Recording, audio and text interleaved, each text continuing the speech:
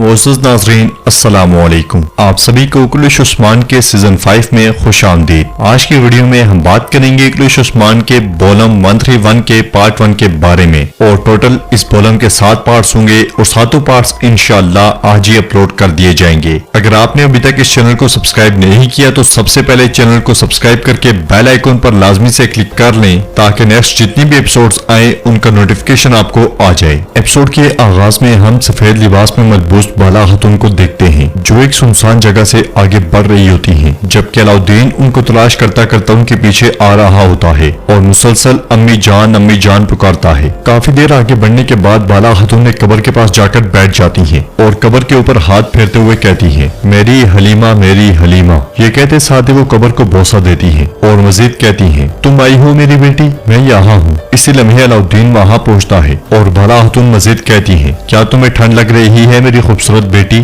ठहरो, अब तुम्हारी माँ तुम्हें गर्म कर देगी। इसके साथ ही अलाउद्दीन बाला खातून के पास बैठकर उन्हें पुकारता है, जबकि बाला खातून कब्र से लिपटते हुए कहती है, मेरी खूबसूरत बेटी क्या तुम गर्म हुई? ये सुनकर अलाउद्दीन कहता है, हलीमा मर गई अम्मा। जबकि बाला खातून हलीमा को मुखातिब करते हुए कहती है, सो जाओ मेरी बेटी सो जाओ। तो अलाउद्दीन कहता है, अम्मा क्या आप मुझे नहीं देख सकती? बाला खातून की तरफ से जवाब न मिलने पर अलाउद्दीन गमगीन हो जाता है और बाला खातून मुसलसल हलीमा से बातें कर रही होती है, मैं आ गई हूँ मेरी बेटी, मैं आ गई हूँ। इसके साथ ही अलाउद्दीन बाला खातून के कंधे पर सर रखकर ज़ारों की तरह रोने लग जाता है और कहता है, हलीमा मर चुकी है, वो मर चुकी है अम्मा, वो मर चुकी है। आपने नहीं मरना। मगर बाला खातून उसे बहुत जोर से पीछे धकेल देती है। मगर जब अलाउद्दीन वापस पलट कर देखता है तो वहाँ बाला खातून नहीं होती और कब्र भी बिल्कुल खुली होती है। ये देखकर वो हैरानो परेशान हो जाता है। फिर हाँफते कांपते हुए आगे बढ़कर देखता है तो कब्र के अंदर मैयत एक कफन में लिपटी पड़ी होती है। ये देखकर अलाउद्दीन एकदम से कब्र में उतर जाता है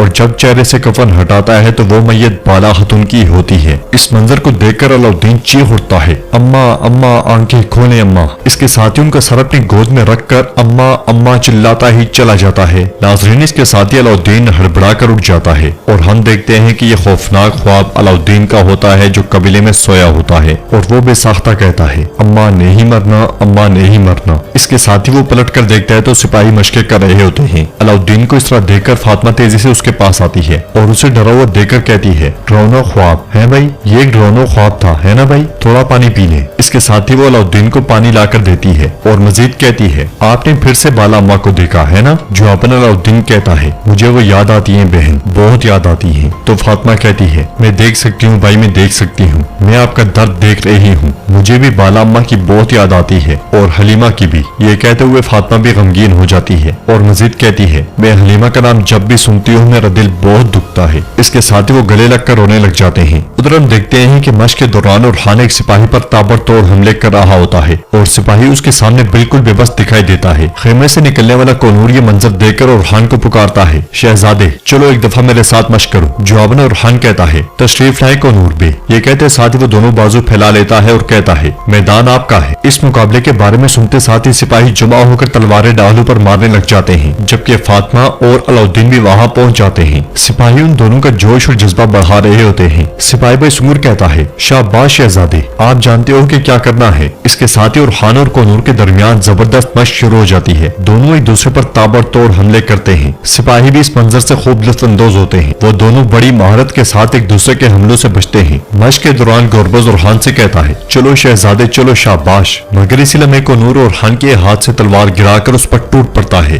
और इस कदर जोरदार मुक्के बरसाता है कि उरहान घोड़ा गाड़ी पर जा लगता है। इस मंजर को देखकर अलाउद्दीन और फातिमा थोड़े परेशान दिखाई देते हैं और कोनूर उरहान से पूछता है, क्या हुआ शहजादे, क्या हुआ, क्या ये मुश्किल है? ये कहते साथ ही कोनूर एकदम से उस पर हमला करता है, मगर इस बार उरहान बड़ी फुर्ती से उसके हमले को नाकाम बना देता है। फिर अगले ही लम्हे घोड़ा गाड़ी से टोकरी उठाकर कोनूर पर फेंक देता है और अगले ही लम्हे अपनी तलवार भी थाम लेता है। देखते ही देखते दोनों के दरमियान फिर से लड़ाई शुरू हो जाती है और उरहान को गुस्से में अपना आपा खोता हुआ देखकर कोनूर कहता है, अपने गुस्से पर काबू रखो। ये कहकर कोनूर सिपाही से पानी का गिलास लेता है और मजीद कहता है, गुस्सा आपको कमजोर कर देगा। ये कहते साथ ही कोनूर पानी उरहान के चेहरे पर फेंक देता है और अगले ही लम्हे उरहान पर हमला कर देता है, मगर अब की बार उरहान बड़ी महारत से उसका वार रोक लेता है। ये देखकर फातिमा खुश होते हुए कहती है, चलो भाई चलो, मारो इन्हें। जबकि उरहान कोनूर से कहता है, हम गुस्से के आगे घुटने नहीं टेकते, हम माहिर हैं। उन दोनों को जोर आजमाई करते हुए देखकर सिपाही सुंगुर पुरजोश होते हुए कहता है, चलो शहजादे चलो। अगले हमले में कोनूर की तलवार और ओरहान के गले पर होती है, जबकि ओरहान का खंजर कोनूर के सीने पर। इस सूरत हाल को देखकर सिपाही सहम जाते हैं और कोनूर कहता है, तजुर्बा हमेशा महारत पर गालिब आता है। जवाबन ओरहान कहता है, ऐ अल्लाह, लेकिन एहतियात हमेशा तजुर्बे से पहले आती है। इसके साथ ही सबकी नजर ओरहान के खंजर पर पड़ती है जो कोनूर के सीने पर होता है। ओरहान की महारत देखकर सब लोग बहुत ज्यादा खुश दिखाई देते हैं। ओरहान मजीद कहता है, आप हमेशा मुझे छुपाकर खंजर रखने को कहते हैं कोनूर पे। इसके साथ ही वो दोनों पर जोश अंदाज में हाथ मिलाते हैं और कोनूर कहता है, तुम एक बेखौफ सरदार बन गए हो शहजादे। यह सुनकर ओरहान उसका शुक्रिया अदा करता है। इसी लम्हे आइकुद घोड़ा दौड़ाता हुआ वहाँ पहुँचता है और घोड़े से उतरने के बाद उन दोनों से कहता है, फतह के लिए फौज यानी शहर आ गई है। नाजरीन, इसके बाद हम उस्मान साहब को देखते हैं जो बहुत गौर से एक नक्शे का जायजा ले रहे होते हैं। मलून खातून भी उनके साथ मौजूद होती है। पूरे नक्शे का मुआयना करने के बाद उस्मान साहब कहते हैं, ऐ कदीम बूरसा,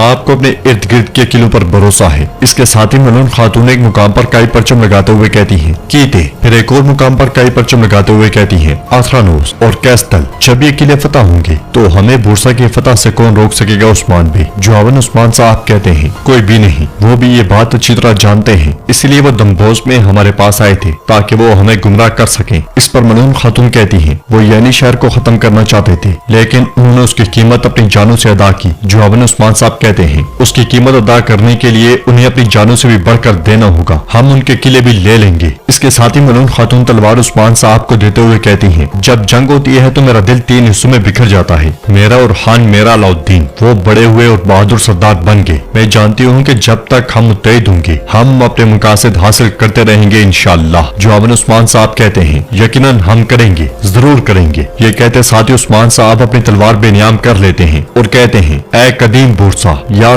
तुम या मैं। ये कहते साथ ही वो तलवार नक्शे में गाड़ देते हैं। नाजरीन, इसके बाद हम यानी शहर के पास मौजूद सिपाहियों के हेडक्वार्टर को देखते हैं, जहाँ पे खेमे से बाहर आने वाला आइकुद सिपाहियों से कहता है, सिपाहियों मुतवज्जे हूँ। ये सुनते साथ ही सिपाही दुरुस्त होकर खड़े हो जाते हैं। इसके साथ ही उस्मान साहब मलून खातून और बुरहान के साथ वहाँ पहुँचते हैं और सिपाहियों को देखकर कहते हैं, माशाल्लाह, अरे माशाल्लाह। फिर आगे बढ़ते हुए कहते हैं, अब हमारा हदफ कैस्टल किला है। आगे बढ़ते बढ़ते उस्मान साहब कहते हैं, सिपाहियों क्या आप जंग के लिए तैयार हो? मेरा सिपाही क्या चाहता है? जवाबन सिपाही कहते हैं, वो लड़ना चाहता है। यह सुनकर उस्मान साहब पूछते हैं, और क्या चाहता है? तो सिपाही कहते हैं, कुफार को रोकना चाहता है। उस्मान साहब मजीद पूछते हैं, और क्या और क्या? तो सिपाही कहते हैं, आपका सिपाही बागियों को शिकस्त देना चाहता है, शहादत के साथ मरना चाहता है। यह सुनकर उस्मान साहब कहते हैं, माशाल्लाह मेरे बहादुरों, माशाल्लाह। इसीलिए मैं एक सिपाही को आता हुआ देखकर बुरहान तेजी से उसके पास जाता है तो वो सिपाही खत बुरहान की जानिब बढ़ाते हुए कहता है, कोनिया से खबर आई है बुरहान भी। यह सुनकर बुरहान खत खोलकर देखता है। खत पढ़ते साथ ही बुरहान काफी ज्यादा परेशान दिखाई देता है और भागता भागता उस्मान साहब के पास आता है। फिर उन्हें खत देते हुए कहता है, जनाब ये कोनिया से आया है। खत पढ़ने के बाद उस्मान साहब भी काफी ज्यादा परेशान हो जाते हैं और गुस्से में खत को जोर से मुट्ठी में दबा लेते हैं। फिर कहते हैं, सरदारान दीवान में आओ। ये कहते साथ ही उस्मान साहब बुरहान के साथ आगे बढ़ जाते हैं। उधर अलजन यानी शहर के हिसार से तेजी में आके बढ़ रही होती है। इसी लम्हे उसका सामना फातिमा से होता है। फातिमा उससे कहती है, अलजन खातून मैं आपको ढूंढ रही थी, अम्मा आपका पूछ रही है। तो अलजन परेशान होते हुए कहती है, फातिमा एक कासिद आया है, क्या जरगुता की कोई खबर मिली? जवाबन फातिमा कहती है, नहीं अलजन बहन नहीं, कासिद कोनिया से आया है। तो अलजन कहती है, इस सारे अरसे के लिए अलग रहना।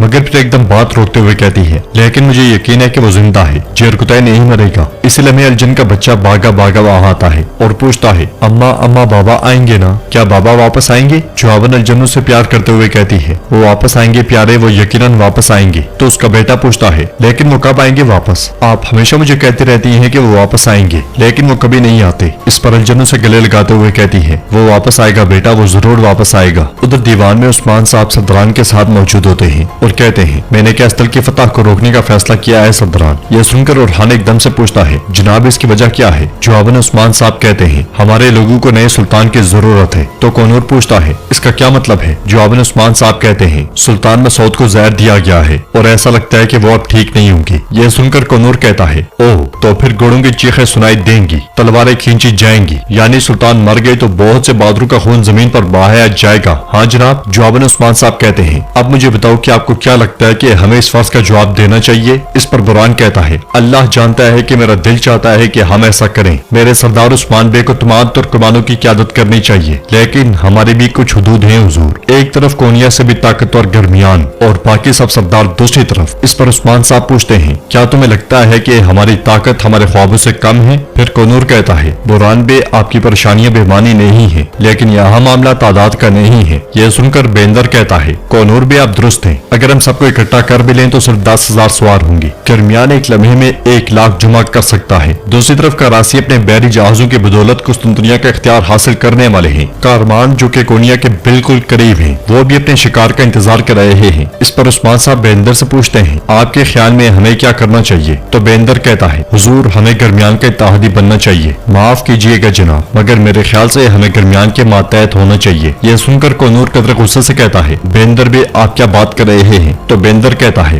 कोनूर बे कई रियासतें और कई सरदार ऐसे ख्वाबों के शिकार बन गए। तो बुरहान भी गुस्से का इजहार करते हुए कहता है, लेकिन आप ये कैसे कह सकते हैं कि हम उन्हें अपनी रहनुमाई करने दे? बेंदर बे, मैंने समझा कि आप हम जैसे सोचते हैं। सदरान को इस तरफ देखकर उस्मान साहब कहते हैं, खामोश खामोश, हमें यहाँ बात करनी चाहिए। हर कोई अपने दिल की बात करेगा, उन्हें अपनी बात कहने दो, वो अपनी सोच बयान करने के लिए आजाद हैं। फिर उस्मान साहब कहते हैं, आप बोले बेंदर बे। तो नाज़रीन, इसके साथ ही बोलम का पार्ट 1 कंप्लीट होता है। इंशाल्लाह पार्ट 2 कुछ देर बाद अपलोड हो जाएगा। अगर आपको ये वीडियो पसंद आई है तो वीडियो को लाइक करें, चैनल को सब्सक्राइब करें और बेल आइकन पर लाजमी से क्लिक कर लें।